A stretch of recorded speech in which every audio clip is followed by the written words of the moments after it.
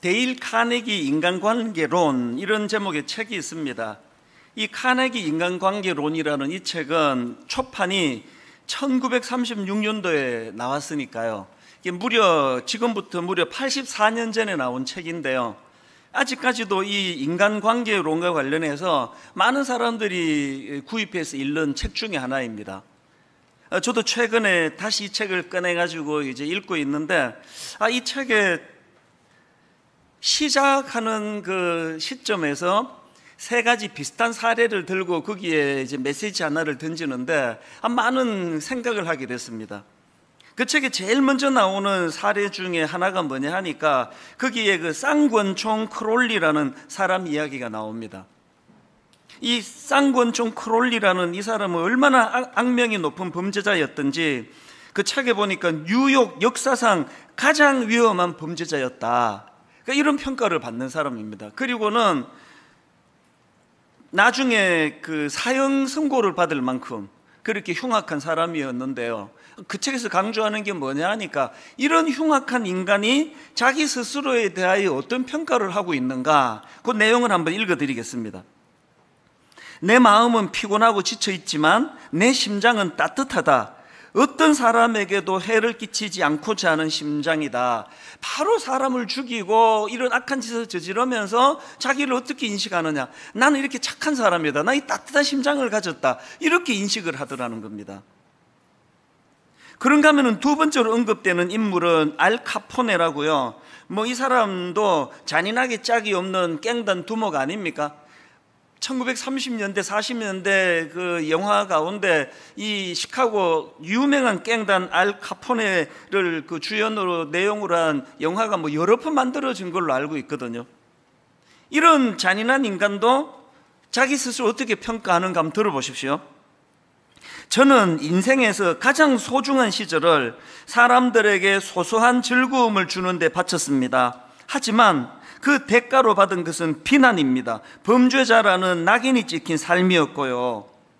자기가 어떻게 인식하고 있는지가 지금 공통점이 있지 않습니까? 그런가 하면 그 책에서 그 세 번째로 언급하는 이야기가 하나 더 있는데요. 예전에 뉴욕에 싱싱교도소라고 하는 아주 악명 높은 교도소가 있었다고 합니다.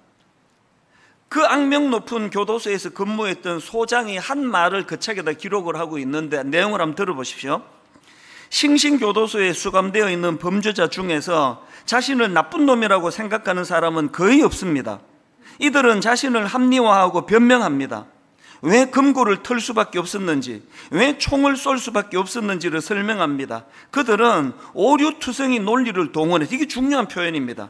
그들은 오류투성이 논리를 동원해서 자신들의 반사회적 행동에 대해 설명하고 심지어 스스로에게도 그 행위의 정당성을 납득시키려 합니다. 지금 인간관계론을 다루는 그 책이 제일 먼저 시작하는 이 세 가지 이 예화를 통해서 뭘 강조하는 겁니까? 인간이란 너나 없이 자기 자신을 잘 모른다는 거예요. 자기를 잘 모르다 보니까 자기 잘못을 인정하지 않고 이걸 남 탓으로 돌린다, 이런 공통점을 가지고 있다. 여러분, 무려 84년 전에 나온 이 책을 사람들이 아직도 읽고 있다는 것은 이런 서술들에 대해 공감한다는 이야기 아닙니까? 지난주에 언급했던 가인도 마찬가지입니다. 하나님이 자기가 드린 제물은 받지 않으시면서 동생 아벨이 드린 제물은 받으셨다. 그러면 거기서 해법이 간단한 거 아닙니까? 내가 뭘 잘못했지?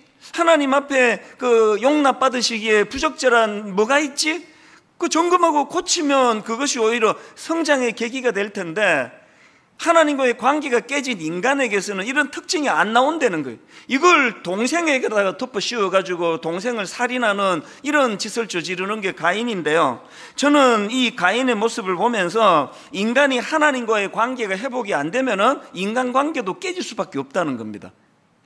그런 관점으로 본문에 창세기 4장에 나와 있는 이 가인을 분석해 보니까요, 가인이 하나님과의 관계가 깨진 후에 나타나는 대인관계의 두 가지 잘못된 부작용이 뭐냐 하니까, 첫 번째로는요, 동생 아벨을 경쟁의 대상으로 전락시켰다는 겁니다. 세상에 가장 소중하고 아름다운 관계를 경쟁의 대상으로 전락시키니까 그를 죽이는 악한 에너지가 나오더라는 겁니다. 지금 일만수도 파수 운동 진행 과정에 왜 개척하게 될 30개 교회에 15개 교회를 왜 외부에 있는 타교회 목사님들 중에서 모시기로 그렇게 결정을 했습니까? 교회와 교회는 이렇게 서로 협력하고 하나가 되는 관계지 경쟁의 관계가 아니라는 걸 보여주기 위해서 그런 거 아닙니까? 그리고 지금 외부에 15교회를 세워가는 과정에서 그냥 심사해가지고 누가 어느 좋은 대학 나왔나, 누가 설교 얼마 잘하나, 누가 어때 열매가 있나 이런 것만 보지 않고 5주간에 걸쳐서 세상으로 말하면 경쟁자들끼리 조를 만들어가지고 서로 교회에 대하여 토론하게 하고 마음의 상함을 끄집어내게 하고 이런 과정을 통해서 우리가 15명의 그 담임 목사님을 청병한다. 이런 행동들 속에 나타나는 의지가 바로 가인처럼 가면 안 된다는 거거든요. 우리가 피로 나눈 가정에서 만나는 형제 자매와의 관계도 그렇고 십자가로 하나 된 그리스도 안에서의 관계도 그렇고 하나님과의 관계가 잘못되면 대인관계에서 상대방을 경쟁의 대상으로 생각해요. 눌러야 되는, 죽여야 되는. 그런가 하면 두 번째로 가인의 대인관계의 잘못을 보니까 그는 동생 아벨을 책임 전가의 대상으로 삼더라는 겁니다. 책임 전가의 대상. 제가 그 대학교에 입학해가지고 제일 먼저 그 1학년 1학기로 기억을 하는데요. 심리학 결혼 공부를 하는데 많은 심리학 용어들이 나오고 설명하는 가운데 유난히 저에게 이 투사라는 심리학 용어가 마음에 깊이 자리를 잡았습니다. 이 투사에 대하여 긍정적인 면, 부정적인 면, 심리적으로 설명하자면 한도 끝도 없고요. 딱 이 가인의 모습을 투사라는 심리학 용어로 비추어 설명을 하자면 이런 겁니다. 이 투사가 뭐냐 하면은 자기 안에 나쁜 것을 보지 않기 위하여 남의 탓으로 돌리는 무의식적인 방어 기제이다. 이게 심리학에서 말하는 투사라는 인간의 그 방어 기제 본능이거든요. 예를 들어 가지고 분노하고 있는 사람이 지금 내가 화를 내고 있는 것은 너 때문이야. 이런 식으로 자신의 잘못을, 자기가 감정을 통제를 잘 못해서 일어난 것을 상대방 탓으로 돌리는 마음의 태도, 이게 투사거든요. 그러고 보면은요, 이 투사가 가장 먼저 나타나는 곳이 창세기에서의 범죄 현장이에요. 아담과 하와가 하나님과의 관계가 깨지기 전에는 피 중에 피요 살 중에 살이요 너무너무 사랑하는 관계였는데 하나님과의 관계가 죄로 말미암아 하나님과의 관계가 깨지고 나니까 제일 먼저 나오는 게 투사잖아요. 당신이 준 이 여자 때문에. 이런 인간의 그 본능은요, 아담과 하와의 범죄 이후로 우리 모두에게 자리를 잡고 있는 겁니다. 동생을 죽인 가인에게서 보여지는 첫 번째 심리 상태가 바로 이 투사 아닙니까? 사실 저는 이런 식으로 이 가정 안에서의 일어나는 분노에 대한 설교를 이제 쭉 준비를 하면서 참 이 가정이라는 곳이 정말 위험한 것이다. 왜? 바로 이런 범죄한 이후에 하나님과의 관계가 깨진 이후에 아담과 하와가 만난 게 오늘날의 가정의 모습 아닙니까? 그러다 보니까 가정 안에 너무나 부작용이 많고 너무나 이 투사를 위시한 상대방을 비난하고 상처를 던져주고 모든 책임을 전가시키고 이런 아픈 일들이 많이 일어나는 것이 가정이에요. 그래서 저는요, 우리 어릴 때 그 중학교 음악 시간에 즐거운 곳에서는 날 오라 하여도 막 이런 노래를 부르면서 가정에 대한 환상이 막 주입이 됐잖아요. 그리고 가정 하면은 딱 떠오르는 이미지가 홈, 스위트 홈. 이런 이미지가 각인이 돼 있어가지고요. 이 결혼을 해가지고 아닌 거예요, 이게. 홈, 스위트 홈이 아닌 겁니다. 그러면 막 죄책감이 오고 당황스럽고 우리 가정만 문제가 있고 이게 저는 문제라고 생각합니다. 여러분, 죄성을 가진 인간이 만드는 가정은 절대로 홈, 스위트 홈 아닙니다. 제가 전에도 한번 인용해드린 책 제목 그대로예요. 저는 이 시대의 가정을 생각하면 폭풍 속의 가정. 여러분들 중에 막 너무나 홈 스위트 홈을 이루는 가정은요, 그야말로 이제 주님께 불러가시기 직전 성화된 가정. 남편도 너무 성화되고 막 아내도 너무 거룩하고 그런 가정, 몇 가정 빼고는요, 여전히 오늘날 가정은 폭풍 속의 가정이에요. 이 출발을, 이 전제를 놓치시면 너무 많이 당황하고 너무 많이 죄책감 빠지고 모든 가정은 다 홈 스윗 홈인데 우리 가정만 문제가 있다고, 그걸 더 큰 문제를 야기하는 겁니다. 야곱도 마찬가지 아닙니까? 현실적으로 가정 안에 수많은 울분과 분노를 만들어내고 가정 안에서 상처를 만들어내는 곳이라고 할 때 그 대표적인 케이스가 저 야곱이라고 생각합니다. 야곱이 그 오랜 세월을 다 사시고 이제 할아버지가 되셔가지고 자기 인생을 되돌아보면서 한 고백이 참 처절하지 않습니까? 창세기 47장 9절. 야곱이 바로에게 아뢰되 내 나그네 길의 세월이 130년이니이다. 내 나이가 얼마 못 되니 우리 조상의 나그네 길에 연조에 미치지 못하나. 그 다음 보세요. 험악한 세월을 보내었나이다. 이걸 현대인의 성경에서 이렇게 번역합니다. 정말 고달픈 세월을 보냈습니다. 근데 여러분, 한 인생이요, 지나간 자기 삶을 쭉 이제 죽기 직전에 돌아보니까 정말 고달픈 세월을 보냈습니다. 이렇게 고백하는데요, 여러분 야곱을 다 아시잖아요.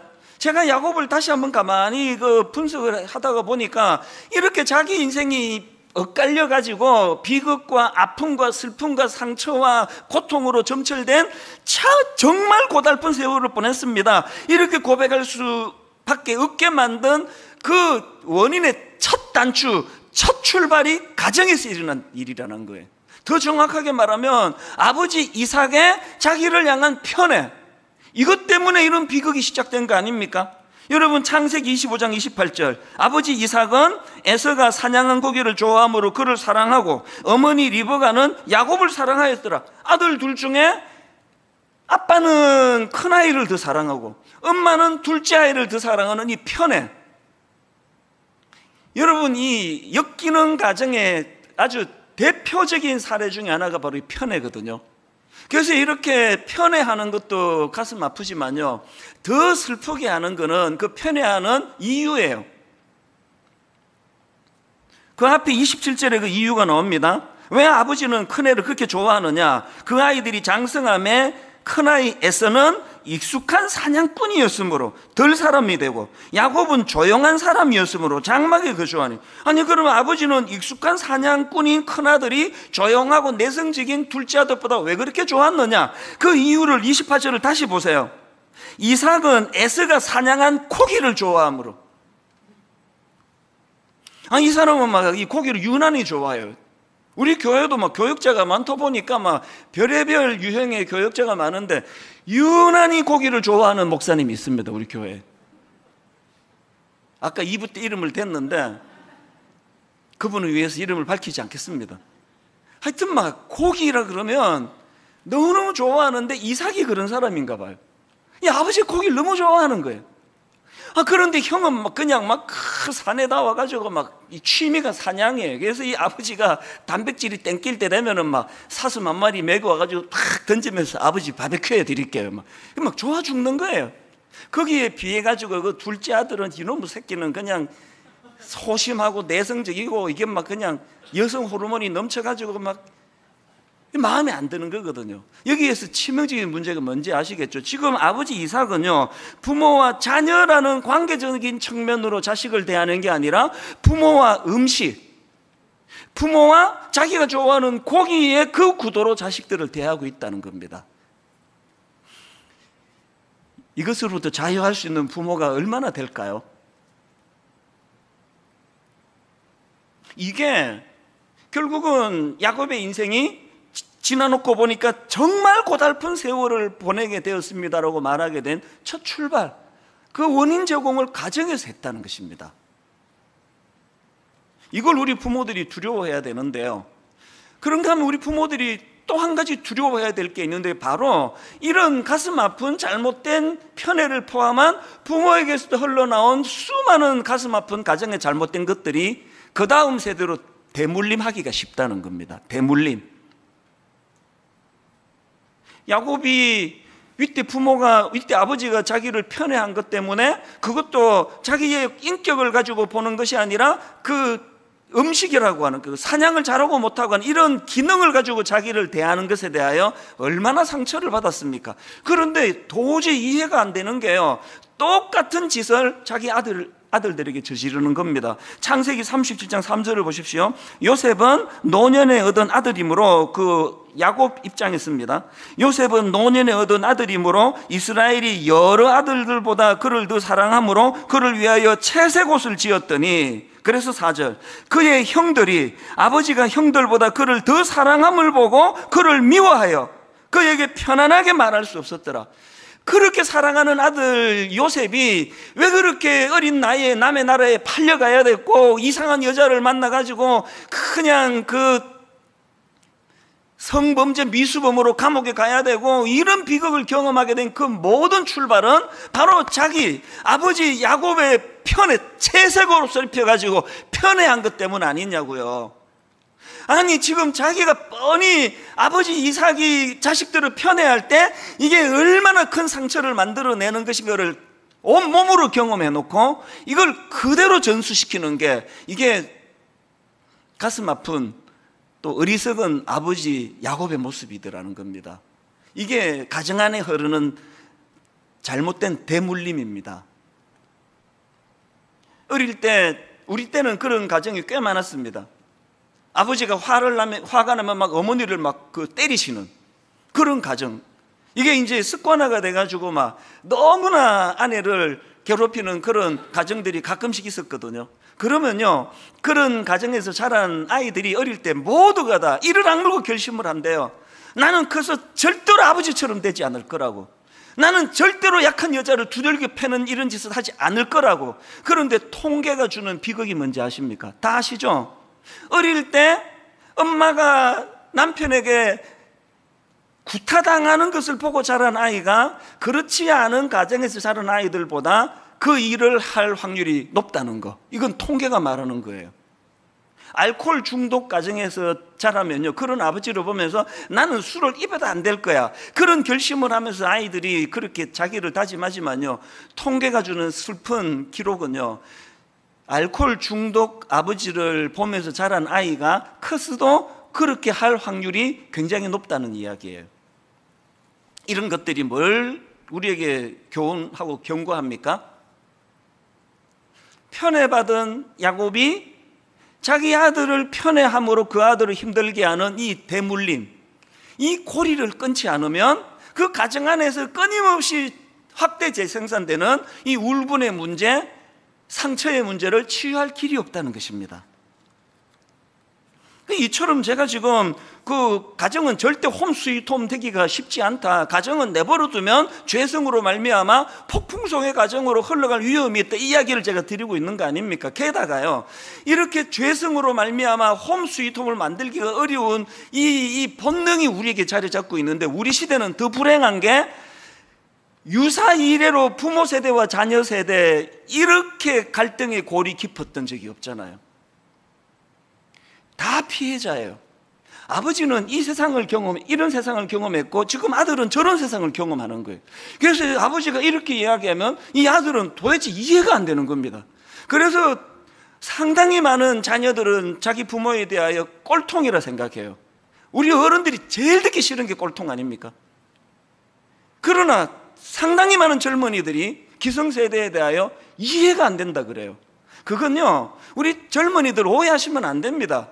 아버지 세대가 그게 이상해서 그런 게 아니고요, 여러분이 겪고 있는 세계와 부모가 겪은 세계가 다르기 때문에, 그건 틀린 게 아니고 다른 거거든요. 그 자녀들에 대해서도 마찬가지입니다. 부모들이 도저히 자녀들을 이해를 못하는 겁니다. 우리 경험 세계로는. 아니, 얘가 어떻게 이런 생각을 할 수 있지? 아니, 어떻게 이렇게 행동을 하지? 다 피해자예요. 제가 이런 생각으로 아주 골똘히 또 아픔을 겪고 있을 때 하나님이 너무 좋은 경험을 하나 하게 하셨습니다.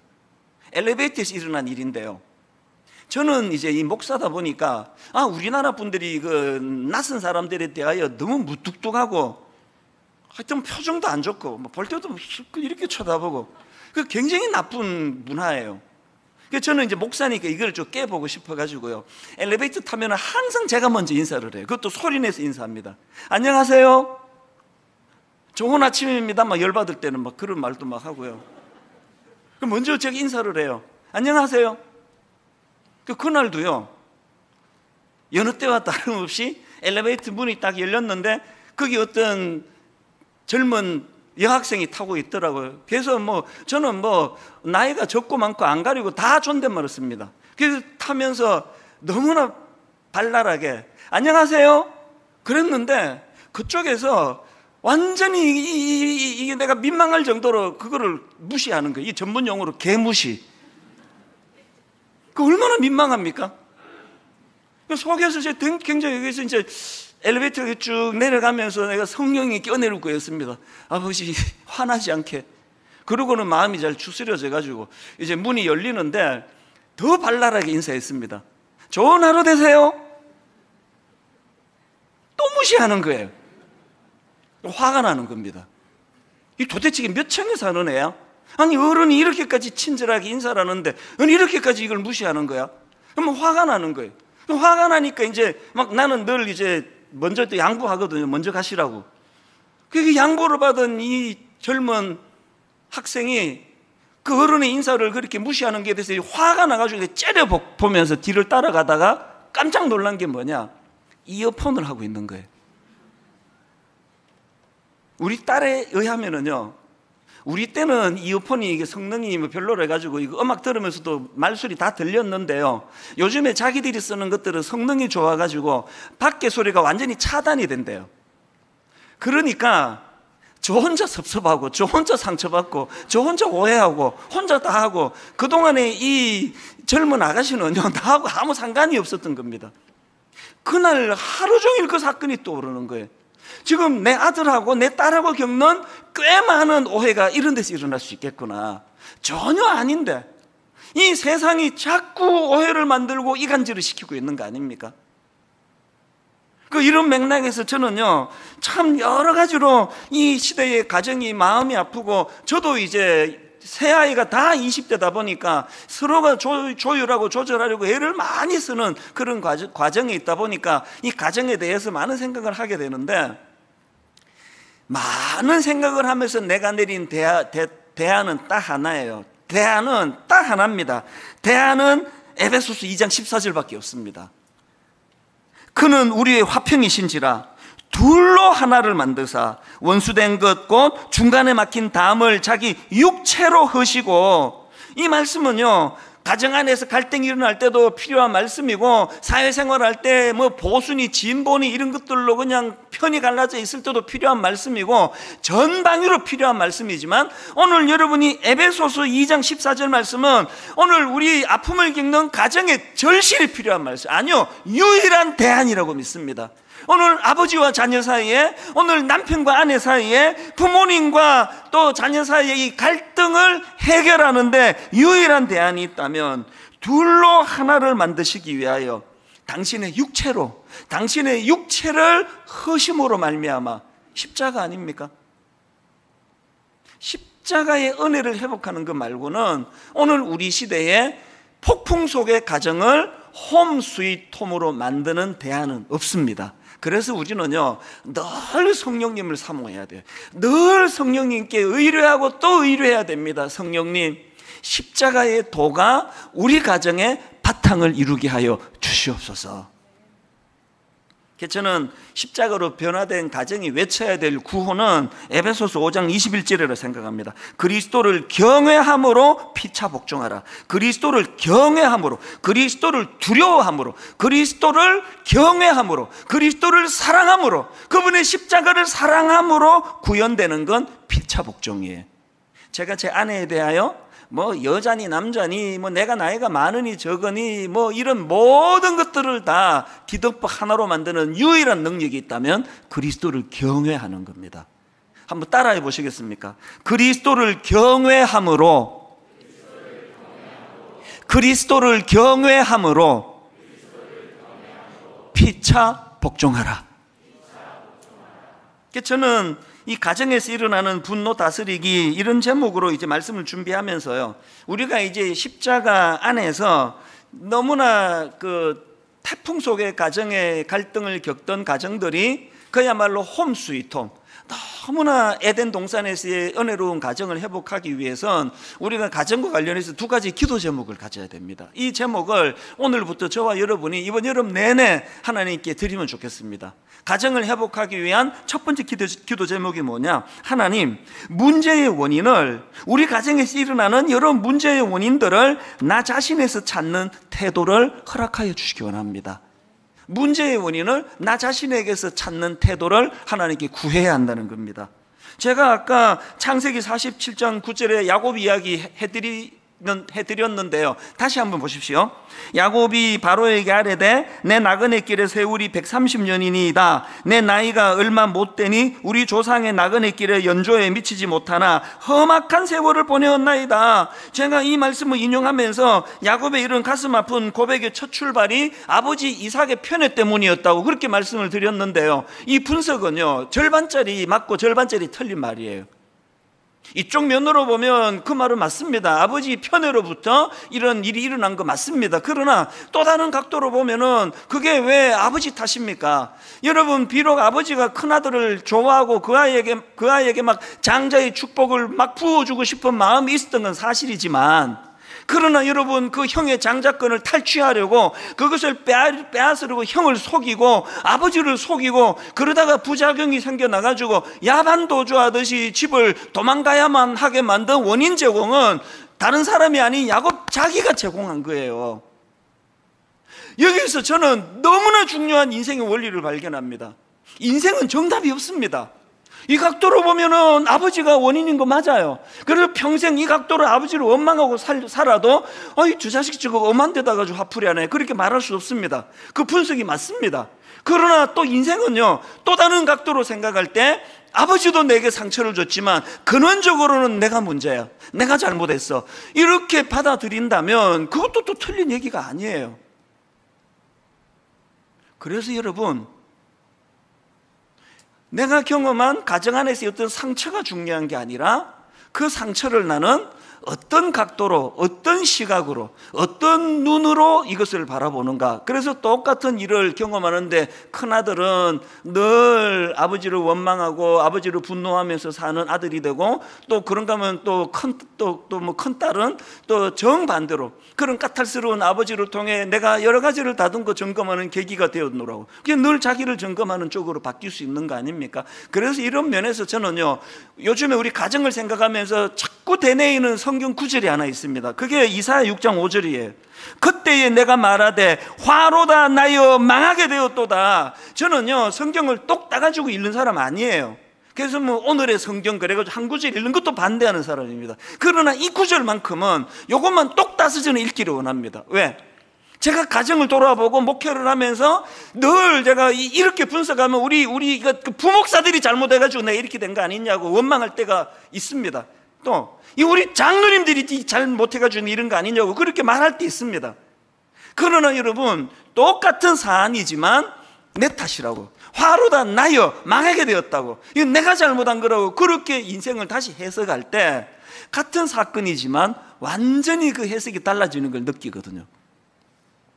보통 이제 이렇게 감정적으로 화가 날 때는 1부터 100까지를 세라 이런 말도 하고요, 또 침을 삼킬 때까지 천천히 생각하라 이런 말도 하지만요, 저는 마음에서 이렇게 감정적으로 화가 쑥 올라올 때는 이 말씀으로 저를 다듬기 원합니다.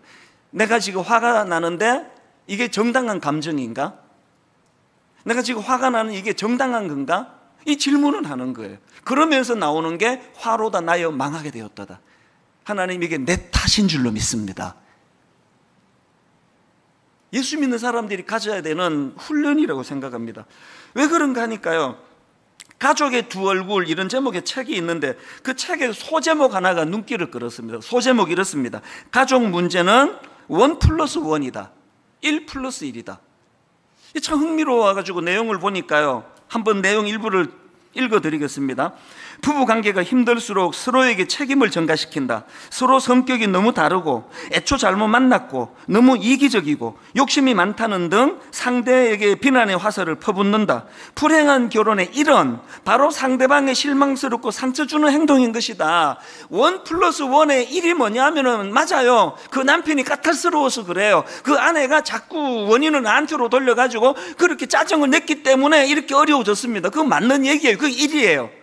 그러나 가정이 불행한 건 1만 있는 게 아니라 1+1이 있다는 겁니다. 그 플러스 1이 뭔지를 들어보십시오. 그러나 이것만으로는 힘든 부부와 가족 관계를 충분히 설명할 수 없다.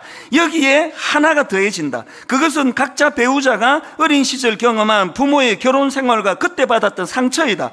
이 둘이 합쳐져 1+1을 이루어 현재 불만과 짜증, 분노로 일그러진 가족이 된 것이다. 플러스 1의 원인은 나한테 있는데요, 여기서 설명한 이 어린 시절 경험한 그 가정에서 받았던 그 상처, 치유되지 않은 상처, 이거를요 성인 아이라 그럽니다.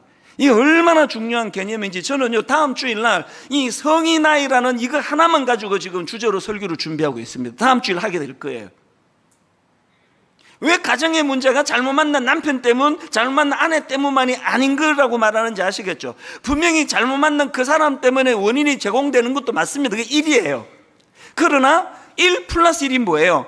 이 정도를 용납하고 수용하고 품어주었다라면 이 사람이 변할 수 있었는데, 성인 아이, 내 안에 치유되지 못한 이 미숙함으로 말미암아 그것을 용납하지 않는, 그래서 그것이 분노로 나타나는 것이 이런 원인을 제공하게 됐다. 이게 1+1, 이 심리 상담자가 분석하는 책이거든요.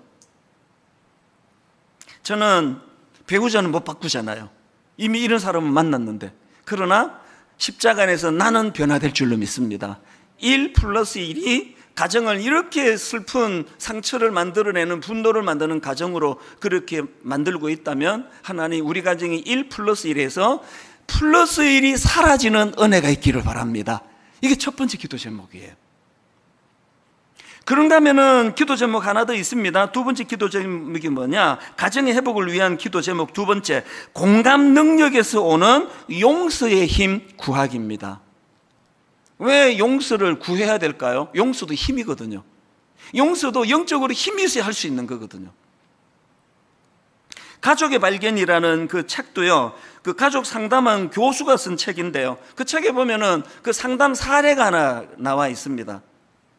어느 날 이 교수님에게 어떤 여성이 상담하러 찾아오는데, 이 여성은요 어릴 때 너무 괴팍한 아버지를 만나가지고 아버지에 대한 분노가 꽉 차 있어가지고 아버지에 대한 분노 때문에 그렇게 상처를 많이 갖고 사는 그런 여성이었대요.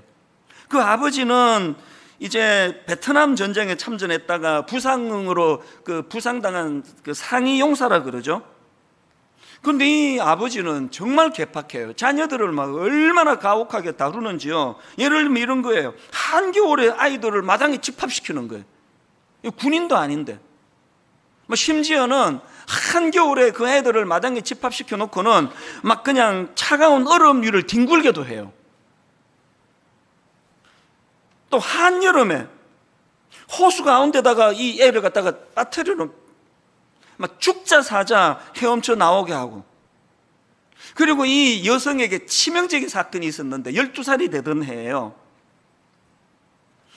여러분, 그 초등학교 5학년 여학생이 12살이면 그 마음이 여린 여학생에게, 딸에게 세상에 뱀을 직접 죽이게 해요.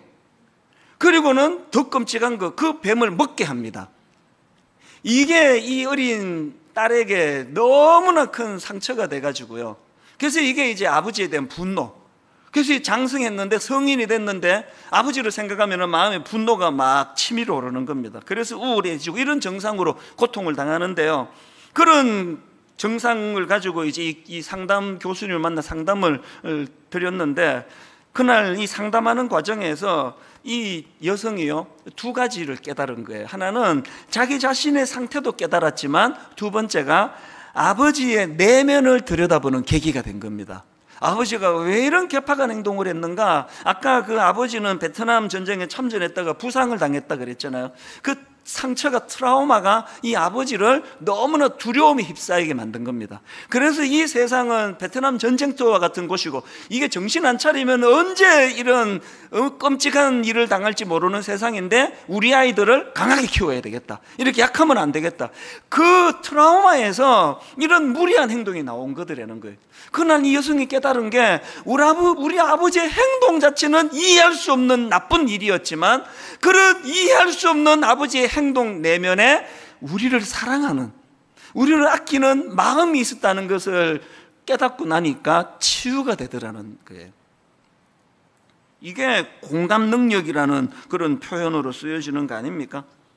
제가 이런 내용을 담은 책을 읽으면서 공감 능력은 어디서 나오느냐? 히브리서 4장 15절에서 나옵니다. 우리에게 있는 대제사장은 우리의 연약함을 동정하지 못하시리가 아니요, 우리에게 있는 대제사장은 우리의 연약함을 동정하지 못하시리가 아니요, 모든 일에 우리와 똑같이 시험을 받으시니로되 죄는 없으시로다. 십자가가 가능했던 건 이렇게 천박하고 이렇게 미숙한 하나님과의 관계를 깨버리기 좋아하는 우리 인생을 동정으로 바라보시는, 긍휼로 바라보시는, 공감 능력으로 대하시는 그 은혜를 경험하고 나면은 우리에게 회복되는 게 공감 능력이에요.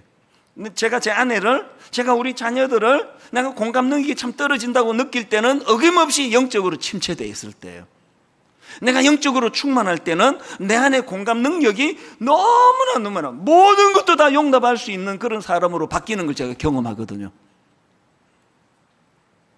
오늘 제가 본문으로 잡은 에베소서 4장 31절도 보십시오. 너희는 모든 악독과 노함과 분냉과 떠드는 것과 비방하는 것을 모든 악의와 함께 버리고, 이게 뭐 누구나 안 버리고 싶습니까? 안 되는데 어떻게 해요? 이 모든 악한 감정을 버릴 수 있는 능력은 그 다음 32절에서 나옵니다. 서로 친절하게 하며 상대방을 불쌍히 여기며, 그 다음 보세요. 서로 용서하기를 하나님이 그리스도 안에서 너희를 용서하신 것 같이 하라. 서로 용서하기를 하나님이 그리스도 안에서, 하나님께서 공감 능력으로 십자가로 우리를 구원해 주신 그 용서하심으로 서로 용서하라. 결론을 저는 이렇게 맺기를 원합니다. 참 우리 성령님은 저에게 너무나 자세한, 너무나 친절한 가이드가 되세요.